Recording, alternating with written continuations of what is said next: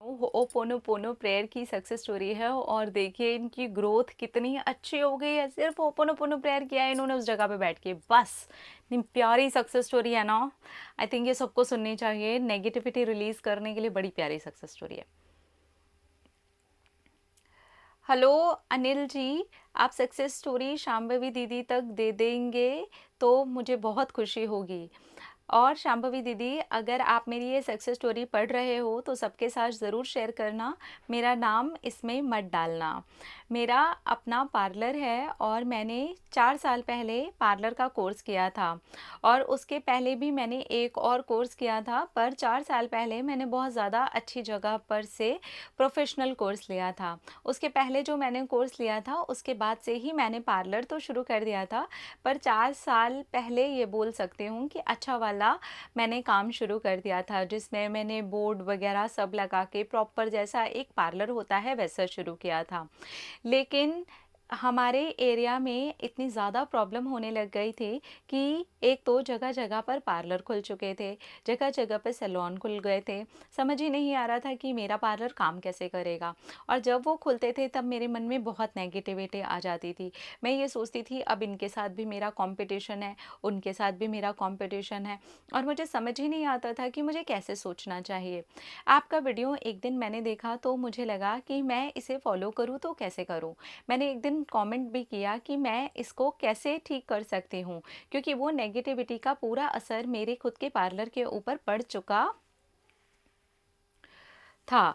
मेरे पार्लर में कई कई दिन बीत जाते थे, कोई भी कस्टमर ही नहीं आता था। अब मुझे ये समझ में आने लगा था, आपके वीडियोस में रेगुलरली फॉलो कर रही थी, कि मेरे साथ दिक्कत क्या हो रही है। इतना पुराना पार्लर होने के बाद, इतना अच्छा सा काम करने के बाद, इतने रीज़नेबल रेट्स होने के बाद में मेरा वहाँ पर काम चलता क्यों नहीं है, इतनी नेगेटिविटी आई क्यों है। तब आपने ही कमेंट में जवाब दिया था कि आप अपने पार्लर में बैठ करके नेगेटिव एनर्जी के लिए होपोनोपोनो प्रेयर करो, अपने माइंड को रिलैक्स करो और मेडिटेशन करो। अब मैंने ये डेली करना शुरू कर दिया। मैं जब सुबह सुबह अपने पार्लर को खोलती तब मैं वहीं चौखट पर बैठ करके पहले जब सफाई कर लेती, उसके बाद में मैं बैठती और मैं एक कप चाय लेकर के वहीं पर बैठ जाती और वहाँ पर मैं होपोनोपोनो प्रेयर करना शुरू करती। मन ही मन में ये बोलती कि मेरी सारी नेगेटिव एनर्जी निकल रही है। I am sorry, please forgive me, thank you, I love you. मेरे पार्लर के अंदर फिर मैं जाती, जब मैं चाय बाहर पी लेती, ये मेरा रोज़ का नियम है।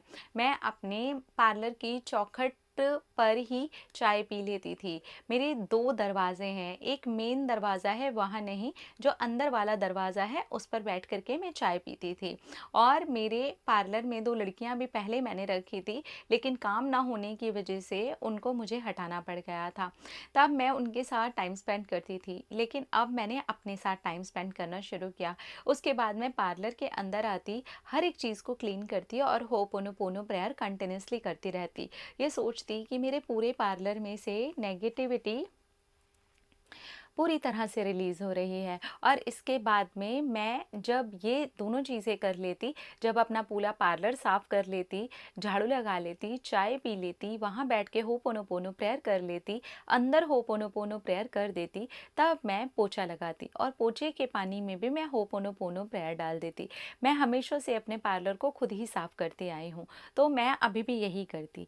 और फिर मैंने नोटिस करना शुरू किया कि 1 महीने तक तो मुझे कोई रिज़ल्ट नहीं मिला, लेकिन 1 महीने के बाद ही मेरे पास कस्टमर आने लगे और वो एकदम से पॉज़िटिव बातें बोलने लगे कि पता नहीं तुम्हारे पार्लर के अंदर बैठ कर के बहुत पॉज़िटिव वाइब्स आती हैं, अच्छा फ़ील होता है। हम जब यहाँ पर बैठते हैं, आते तो एक काम करवाने के लिए हैं, लेकिन 2-3 काम करवा के जाते हैं।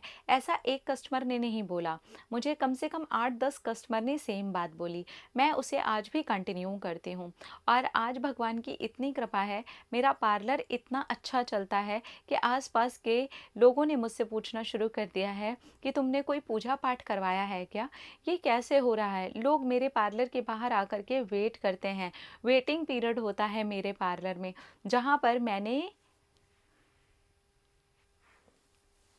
कई कई दिनों तक एक भी कस्टमर की शक्ल नहीं देखी थी। आज वही कस्टमर्स को थोड़ा वेट करना पड़ता है। पहले जो मैंने 2 लड़कियाँ रखी हुई थी, उनके साथ 1 लड़की को और लगा दिया है और अभी मैं अपने पार्लर को थोड़ा और बड़ा और रेनोवेट करने की भी सोच रही हूँ। मेरे पार्लर के अंदर से सचमुच में पॉज़िटिव वाइब्स आने लगी हैं। ये मेरे कस्टमर्स को भी महसूस होने लगा है। मेरे यहाँ का रीज़नेबल है बहुत ज़्यादा प्राइस, और उसके लिए भी अब मुझे बोलने लगे हैं लोग कि तुम कितने कम काम के पैसे लेती हो और कितना अच्छा काम करके देती हो। हमको तो बस तुम्हारे साथ ही काम करवाना अच्छा लगता है। बहुत बड़ी गलती हो गई कि हम उस पार्लर में जाना शुरू कर चुके थे और वहाँ पर बल्कि हमारा एक्सपीरियंस ख़राब ही हुआ है, और मेरे सारे पुराने कस्टमर्स के साथ-साथ नए भी बहुत सारे कस्टमर्स अब मेरे पास आने लगे हैं। मेरा काम बहुत अच्छे से चलने लगा है। Thank you, thank you, thank you so much Shambhavi, thank you Kali माँ, thank you, thank you, thank you. Hooponopono prayer ने मेरी सारी नेगेटिव एनर्जी को, मेरे पार्लर की सारी नेगेटिव एनर्जी को ख़त्म कर दिया है। Thank you, thank you, thank you. अरे वाह! क्या बात है। तो इन्होंने क्या किया, मतलब शुरू में ना वो चौखट वाला मुझे भी नहीं समझ में आया था, लेकिन जब मैंने 2-3 बार ये कहानी पढ़ी ना तब मुझे समझ में आया कि जैसे वो एक जगह होती है ना, बाहर एक मेन गेट होता है, फिर एक अंदर की तरफ एक गेट होता है, फिर आप अंदर जाते हो, तो शायद ये वहाँ पर बैठ कर के आराम से पहले झाड़ू लगा कर के फिर वहाँ बैठ के 1 कप चाय पीते हुए होपोनोपोनो प्रेयर करते थे। फिर अंदर आए। डियर, अगर आप अपनी सक्सेस स्टोरी सुन रहे हैं और अगर कहीं पर मैंने गलत अंडरस्टैंड कर लिया तो आप बता दीजिएगा। फिर ये अंदर आते थे, फिर अंदर पूरा अच्छे से क्लीन करते थे और वो क्लीन करते हुए ये होपोनोपोनो प्रेयर करते थे। फिर उसके बाद में ये अपने पोछे वाली बाल्टी के अंदर होपोनोपोनो प्रेयर डालते थे और फिर अपने पूरे पार्लर को ये क्लीन करते थे। तो उससे क्या हुआ ना, जो भी नेगेटिव एनर्जी थी ना वो रिलीज होनी स्टार्ट हो गई। अंदर का पूरा पार्लर है ना एक पॉजिटिव एनर्जी से भर गया, तब पॉजिटिव एनर्जी से भर गया। वाओ! और कस्टमर्स ने भी आकर के ये बोलना शुरू कर दिया, congratulations dear, I am really very happy for you. अपना अपना रखिए ख्याल, अपने आप से ढेर सारा प्यार, ताकि अट्रैक्ट करें ढेर सारा प्यार। I love you. टाटा।